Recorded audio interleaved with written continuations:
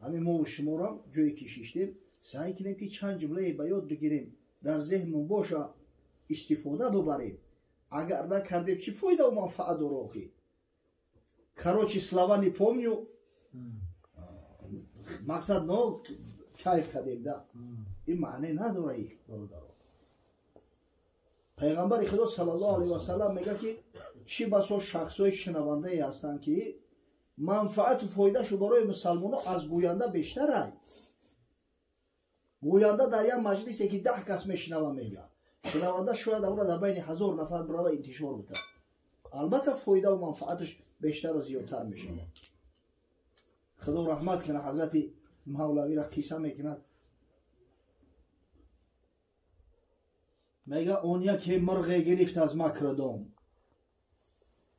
یک صیاد قلق میمونه یک پرنده را شکار میکنه اگه این تمثیل است مرغ او را گفت ای خوجه همام تو بس گاوان و میشان خورده ای تو بس اشتر به قربان کرده ای تو نگشتی سیر زینها در زمان هم نگردی سیر از آی من مرغک به زبان اومد قدرت خدا گوی مردکی خوب یا فکر که در عمرت ایقا شتر و ایقا گاو و ایقا گوسپند بزیت خورده حالی اگر بپرسنده چی خوردی میگو هیچی خوک نخوردم ای گشتگی را شکم و نغوره نویخته است ای همی 30 گرم گوشتی من سیر میکنی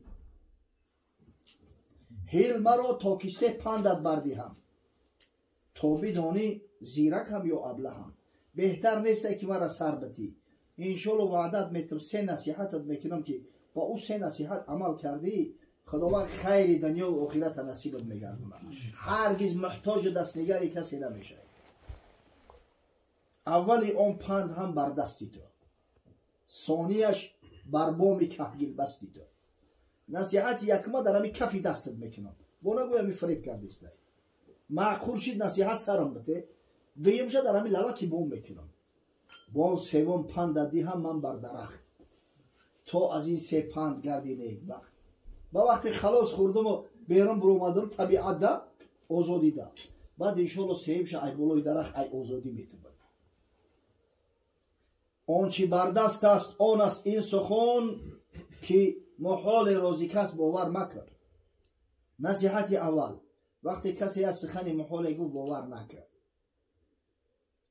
گفت که حالی یاشی بخب چر بگر و باور نکرد و ما تدری نفس ماذا تکسب غدا الله ذوالجلال میگه کسی نمیدونه که نمی پگه به او چی واقعا رخ میده و ما تدری نفس به ای ارض تموت هیچ که نمیدونه که در کجا میبره و چخیل میبره خرزی مردک در گردن تای به یه عبارات دیگرش بتم با همون سونش بتم به مردک تو عبارات دیگر را تو زنده میمونی نمیمونی آیا همون پل در دستی تو باقی میمونه نمیمونه او مردک نمیبخشد در همین دنیا رو هم گریخته گشتی فرد و روز قیامت کشتل تا میگیره تمام عملی نیکی کرده همش هم میکشه میگیره میمونی مفلیس شوخی میفهمی حضرت صلی الله علیه و سلم در حدیثی که امام مسلم روایت کرده است از راوی اومد حضرت ابو هریره تاکید کرد گفت اتدرون ما المفلس شما میدونید مفلس چی کسا میگن اصحاب گفتن المفلس فینا من لا درهم له ولا متاع مفلس ما شخصی را میدونیم که عموما نه پول داره نه متاع زندگی داره مفلس یعنی بانکروت حضرت گفت چنین نیست ان المفلس من امتی یأتی یوم القیامت بصلاة و صیام و زکات مفلس گفت از امت من کسی را میگن که فردا روز قیامت میشوه خداوند بنده ها را حشر میکنه در روزی که آمنا و صدقنا بین الله و بین بنده یگان حجاب نیست یگان ترجمان نیست سوالش میکنه و یعتی قد شتم هذا میآیه ای بدبخت نماز خونده است نماز داره روزه داره زکات داره یک آدم دشنام داده است و قذف هذا یک آدم طعنه و ملامت کرده است تهمت بهتانش زده است و اکل مال هذا مال یک مسلمان استفاده برده است و سفک دم هذا خون یک مسلمان ریزوند است و ضرب هذا یک مسلمان را لطو کوب کرده فیعطى هذا من حسناته و هذا من حسناته. هر کس حق طلب میکنه اونجا. اگر مقصد اونجا دیگه درهم و دینار نیست جون تخلص کنی، هر کس طلب که میکنه نماز شیعتش میگیره، روزه شیعتش میگیره، زکات مالش ثوابش یک کس میگیره. فإن فنیت حسناته قبل ان یقضى ما علیه اخذ من خطایاهم فطرحت علیه ثم طرح فی النار. خدای نکرده اگر به شرط خلاص نشید با دعواگرا زیاد حسناتش دور شدن، او مردم دعواگر دعوا میکنن، گناههای اونا را میگیرن، در بالای این بار میکنن، بعد از موهای سر پاش کشان میبرن، در دوزخ میپرتویش و طعمه دوزخ میشوند. مفلس در ما آنهایی را میگن یک عبراتی دیگه بتم، یک زخواد دیگه کنم با پوشمیتم. بسیاری وقت همین مردمی که فریب میکنن همین حسابه، همین آخران دفت آخر شبری کارات شود. قرضی مسلمان در گردن تای تیستر جان تخلص که خدا برکتت بده.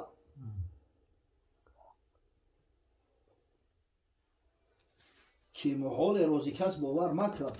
همین نصیحت یکم همیه گپی محالت که گفتن باور نکرد. ای برادر این نعمت موقت های استفاده بر، این سلامتی موقت های، در راه خدا صرفش کن، امر پروردگار را اجرا کن. جوانیت موقت های، 2 روز پس پیر میشه دیگه مسجد رفته نمیتونی. لیکن اگر در وقتش در جوانی مسجد میرفته باشی، در انمی خانه با تخته پشت خوابی و خداوند امر میکنه که ثواب یا نمو شخصایی که مسجد میروند نماز میخونن در نامه اعمالت بنویسن. بر کفش چون گفت این پندیزه، بر کفش چون گفت او این پندی زفت، گشت آزاد و بران دیوار رفت. خیلی نصیحتی خوبش کرد و سرش داد، پرید رفت در سرک دیوار شیشت.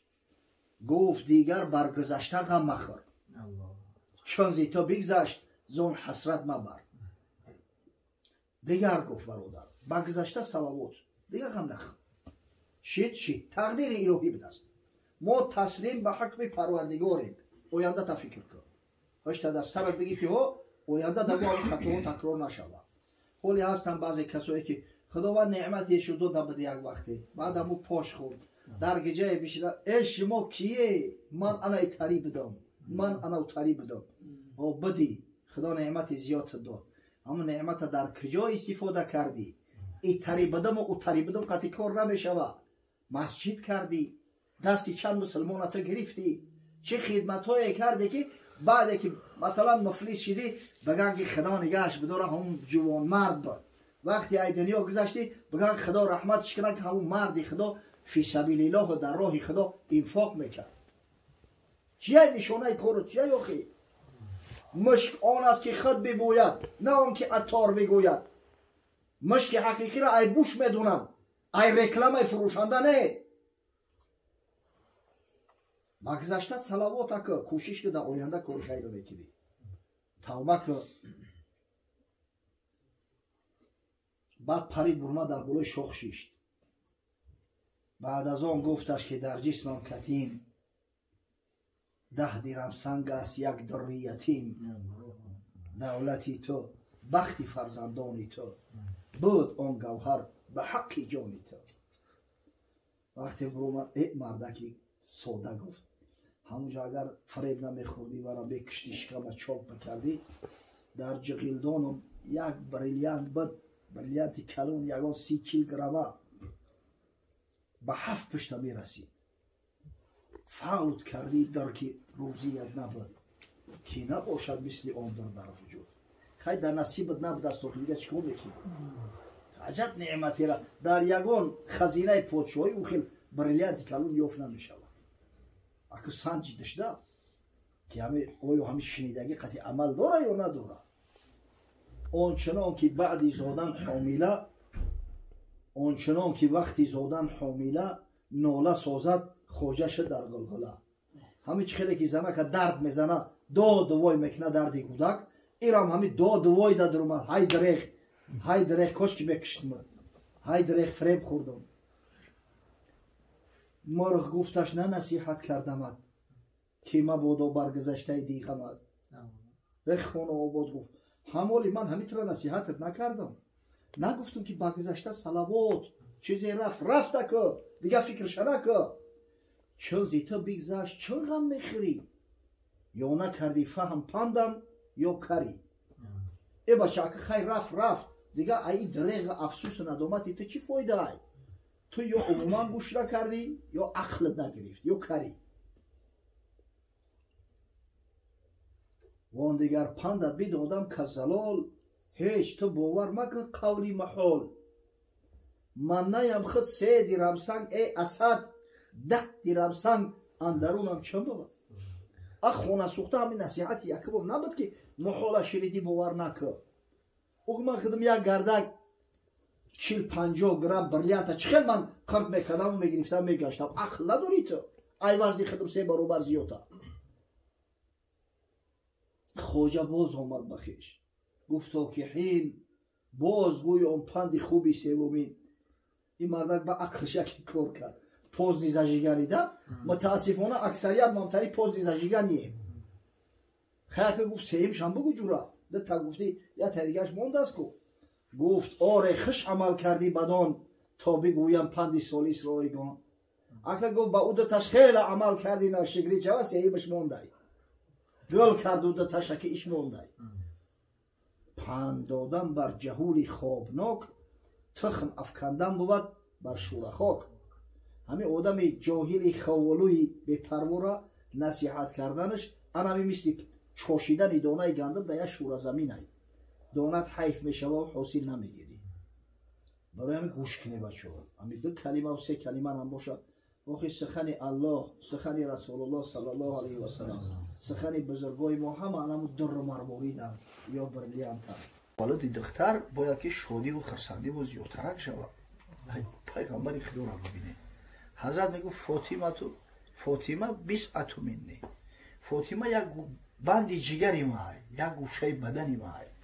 همین که دوستش میداشت حضرت در جانش بیچاره بود. همولی همین پیش همین صحبت ها هم دلشاد گفت که 4م شم دختر شد. گفتم خشا به حالت خرسن باش. به خدا قسم اینا واللهی من قسم خوردستم. الحمدلله پسرم دارم و دخترم دارم. او خیلی که من هم دختری کلانی ما دوست میدارم، بچه ما دوست نمیدارم. بچه های بندی جگر تای نگه اگر همه هر دشت کیوس کنی من دخترم از زیادترک دوست میدارم. برای که مقصد که غیرتش دیگه های، شوق رغبتش به دین اسلام دیگه های، محبتش دیگه های، علمش دیگه های، فرق میکنه. همین این گپایی که یک بچه باشه همین دختری بناموس و بننگ به غیرت باشه به خدا ای بچه ها دا میگذرونه. برای که دختر محبت داره، دختر پدر را دوست میداره. دختر وقتی کلوشید پدر ای خوری میبروید دیگه زغزغ بقبقی زنکه گوش نمیکنم، چویک شدم میکنم، سر لباسکاش میشوان، پاپوشیوش تازه میکنن در پیشش میمونن. دخترای اصلا ماشینای پدرها را میشوان تازه میکنن. بچه ترمرد ماشین تا میگیره میگریزه با یک اونجا اوری میکنه دردی سر میشوه. دخترک ماشینک تا تازه آزاده میکنه آماده میکنه. خدا رحمت کنه مسافر پدرمون همون وقتای بیماریش در خونه من بود یک چند بعد خداوند همین نصیبم گردون امکان یافتم که ولی همین پدرها همین بیماریشون هم به حکمت نیست آخی. اینم یه امکانیت است برای فرزندا که خدمت کنن. او سالم و تندرست باشه خیلی خدمت میکنه. بعد همین برادرام دودرام اکما کلونیام دودرام هم گرد ونوان یا روز پس 2 روز پس میان خبرش میگیرن. یا خواهرچه بود در حصار هر روز می اومد با هم یه روز با بیچاره او شرایط امکانات خوب هم نداره. یه مسافر دیگه هم پنسه و منسه شما شده همون میدوده که اون یک جور اپلی میوه ایچ کار میکنه و منش کرده نمیتونیست همین قید تاکیدش بکنه نیو میوید. و این پدر ما خود دختر دوست نمیداشت. همین دختر چیه در تخمش ده گفتم تری گپوی چی داشت رحمتی و یه روز گفت که بچه‌م گفت با خدا گفت دختر با محبت تر میشید است ایروی کودک دوره شوهر دوره خسر دوره همین قچه همینجا کشیده و هر روز اومدن ایره ببین مردکان خیلی غیرت ندارن. ای برادر خود در این اکسیر زن کم نباید صدقی مرد صدقی زن. آن دل مردی که از زن کم بود آن دل باشد که کم زیش کم بود. خدا کنه که به قدری دختر رو برسیم. ولی دختر را تربیه کردن در کار. دختر اگر تربیه نکردی در قد کوچه سر بدی سبب شرمندگی بشود، سبب خجالت بشود، سبب بی‌آبرویی انسان میشود. نه که با خدا قسم اگر دختر را تربیه کردی دختری خوش اخلاق و با ادب تربیه شید همو خسر خشتومنش هم میگن بر پدرت رحمت، شوهرم دائمی نداره میگه بر پدرت رحمت، رحمتت میشنوی. با شرافت دعای دختر، با شرافت خدمت دختر خدای تعالی گناه بنده هاش هم میبخشه. در عهد پیغمبر صلی الله علیه و سلم یک زنی به شوهرش میگه که تو اومدن ما ای خونه نبرو. نمیگه اگر برمدی سه طلاق، میگه تو اومدن ما ای خونه نبرو. توجیر به دست تجارت میره، سفر تجاری. ای با این چند مدت میگذره پدر دختر بیمار میشه. میگه نزد رسول خدا صلی الله علیه و سلم برادرش فرستاد که یا رسول الله اجازه هست که من ببرم؟ و شوهرم گفت نه برو، پدرم بیمار شده است. وقت پدر در زیبم حق داره. حضرت گفت که برا بگوش که اطیع زوجک، شوهر تا اطاعت کن که حق شوهر از حق پدر بلا میشه. وقتی دختر شوهر کرد اومدن گفتنش قرار صبر کرد، پدر از دنیا گذشت. باز میگه برادرش فرستاد اجازه هست که من برم مرده پدر ما قلم بینم در جنازه شرکت کنم. که حضرت باز تحقیق کرد اطیع زوجک، شوهر تا اطاعت. زنی صالحه، زنی مسلمان میگه نرفت در جنازه پدرش. یک چند روز پس رسول خدا صلی الله علیه و سلم بشارت فرستاد به همون زن. گفت برای بگنش که این الله قد غفر لابیها بطاعتها لزوجها. خداوند به پدرش رحمت مغفرت کرد. پدرش مورد رحمت مغفرت قرار داد به سبب اطاعت، به سبب گوشکنی فرمان شوهرش. از رفتن چی فایده و منفعت میرسید به اون پدر؟ هیچ. میره که به اطاعت شوهر پدرش در رحمت مغفرت پروردگار قرار گرفت. این ای است. ولی دختر جدی ای باید حتما تعلیم تربیه داده شود. به تعلیم تربیه که ما وای به حالی ما شرمندگی میشه و حقیقتا خجالت میشه. در زمانهای پیش همون عرب ها بعضیش که همه از دخترها شرمندگی و خجالت دیده بودن و قول خودشو دوست نمی‌داشتن دختره. حتی بعضیاش زنده بزیده در گور میموندن. یک شخص با نام قیس از قبیله بنی تمیم میگن از حضرت صلی الله علیه و سلم اومد باره. گفت یا رسول الله یک سال گفت ما با نعمان ابن منذر شاه حیره جنگ کردیم. نخست میگه هجوم کرد اومد در دهه ما دخترها را و زنها را همه را اسیر گرفت برد. مقصد کنیزک شدن. از بین یک چند مدت گذشت، شاید یکون سال زیادتر گذشت، بین ما صلح و صلاح شد. با صلح کردیم و شرط ما همین بود که همون دخترهایی را که ما گرفته بر بگردونیم. میگه نعمان ابن منذر گفت که آخه شوهر کرده گیان بعضیش او را چیکار کنیم؟ اختیار در دست اختیار میتیم. اگر بخواهن مایلش بروند. نه که اگر بگن شوهرو مقدمه استیم ما دیگه کار نداریم. مقصد ما نمیتونیم او را مجبور کنیم. میگه دخترها را پرسیدن، بعضیش حقیقتا پدر و مادر اختیار کرد برگشت اومد، اما بعضی دیگرش از جمله میگم متاسفانه دختری ما همون شوهرش قبول کرد. همه شرم داشتم ایزا کشیدم. میگه در پیش قوما من خیال کردم ناموس اومد دستم رفت است. دیگه میگم عهد کردم با خدا که هر دختری شوه زنده و زنده در خاک میمونم. همین زنا میگن هر کدومش که تولد میکرد در اون میگرفتم زمین هم میکندم، هم تفلکه در تای خاک میپرتفتم. ای با این چند مدت گذشت یه زن میگه حامله بود. من سفر رفتم، میگه از سفر بازگشت کردم اومدم که علاقه وضع حمل کردگی دیگه حامله نیست. پرسیدم چیکار کردی؟ چی زایدی؟ گفت مرده تولد شد. غلطید مقصد نارسید. دیگه میگه سراغشم نکردم. ای بین 13 سال گذشت. یه روز خونه میام که یک دختر جمال خشرو اینجا بازی داره. اگه تصور کنی که عادتا دختری 13 14 ساله خودش صاحب جمال میشه، دختری خودت باشه با چقدر بزه میتوخی. با میگه پرسیدم کی دختر؟ میگه زنم گریه کرد گفت که دخترچه ایتخته. من ترسیدم که گوش میکنی در دست خواهرم داده بودمش. میگه همو کلونش کردم. خیلی دیگه کلونک شی دست کرد. گفتم تو دختر در کورای کو. میگه یگان گام نگفتم. بیچاره زن خیال کرد که من با تقدیر تن دادم.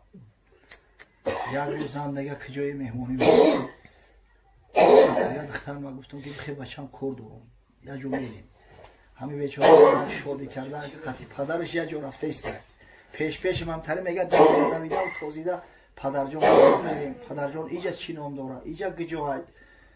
بعد اومده میگه یه جو کمک کندن گرفتم. گفت چیکار میکنی؟ گفتم ولی صبر که با میبینی. چیکار کی کندم؟ میگه بعد برو اومدم بالا و با همون پشتی بیل یک تزدمش. میگه دادم هم چیکاری حال خاکم میگه بالا چپا کردن گرفتم. میگم گریه و ناله پدر چیکار میکنی؟ تری نه گریه داره. حتی میگم دستش برو وردگی لبی دامنم قپید. همون میگه که ناموس ده ناموسی دنیا من عهد کردگیم. اسلام به خدا قسم اسلام بود که همون عربا را از همین بند جهالت ها برو وردن باشه در انتری جهالت قرار داشتن. همون میگه دست شکندم هم تا تای خاکش کردم مور. دیل جگرم پورا شید. میگه که همی کورا کردم. حضرت هم تا نگهش داره. او بای دیده پیامبر صلی الله علیه و سلم ریخت. گفت من لا یرحم لا یرحم. کسی رحم نداره هیچ وقت خداوند نسبتی او ترحم نمیکنه. الراحمون یرحمهم الرحمن. این آدمایی که رحم ترحم دارن رحم جان یو را همیشه الله میخره. اللهی که رحمان ای صفتش. ارحموا من فی الارض یرحمکم من فی السما. شما غم جانی همین مردم زمین بخره نسبتی همی و غمگسار باشه. خدای بزرگی که ملکوت خلق کرده است فکر شما را میکنه و شما را حفظ نگهبانی میکنه. متاسفانه ولی در بین همین مردم رایج است همین قصه را به حضرت عمر نسبت میدن. اصلا یک دروغ محض است. قریشی ها هم در زمان جاهلیت و مشرکی را از بس که از شریعت ابراهیم خلیل علیه السلام یک مقدار مونده بودن و خونه و همین چیز هیچ وقتی کاری جاهلانه را نمیکردن. خاصتا حضرت عمر. این عمری هست که در همون زمان جاهلیت شراب خوردگی نیست. چه برسه بهتری جو نسبت یک عاجز بیچاره. این عمری هست که وقتی خواهرش فاطمه را میگه هم به غضب یا شپلاق زد ای بنیش خون رفت خیس پشتی شوهرش گرفت. بله مسلمان شدیم. چی میگوی؟ مسلمان شدیم. چی میخوایی همون دینی بتپرستی پدرای شما را پیروی کنه؟ دید وقتی آبی دیده خواهرش و خونی بنیشه شخصی که قصدی کشتن داشت کشتن پیغمبر صلی الله علیه و سلم همه خیلی دیگر آرام شد. همین دیلش مال از همین رحمت ترحم شد که گفت چی خونده استم ده کاغذ دست شون بود. حضرت خباب ابن عرب رضی الله تعالی عنه صحابی پیغمبرم را آورده است. در همون ورق سوره طه نوشته شده بود. نه نازل شده است. بعد کاغذ نشانش داد خوش بگیره که گفت نجیسی تو درست نیست ایده قپیده. رفت غسل کرد اومد ایمان آورد.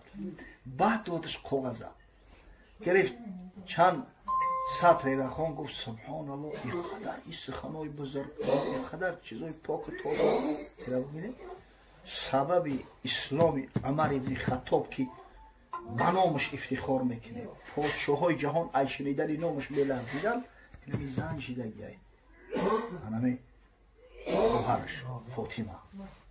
برای همی نسبت زن باید که غمگسار باشیم اندیشه کنیم. همین چه خیلی که برای پسرت پول صرف میکنی و تربیهش میکنی در دختر زیادتر کردن در کار. دختری که قرآن خونه امکان نداره که یکون فرزندش بی سواد بمونه مجبور شو میکنه نمی شپلاق شفقتی گوشاش نکشیده در بالا قرآن میشونه مجبور شو میکنه قرآن خون میشونه. دختری که مستوره های امکان نداره که دخترای او سطر پوش نباشه. دختری که نماز خونه امکان نداره که فرزندای او بی نماز شوند. پدر ایدر بیرون های لیکن زن همیشه در داخل خونه های.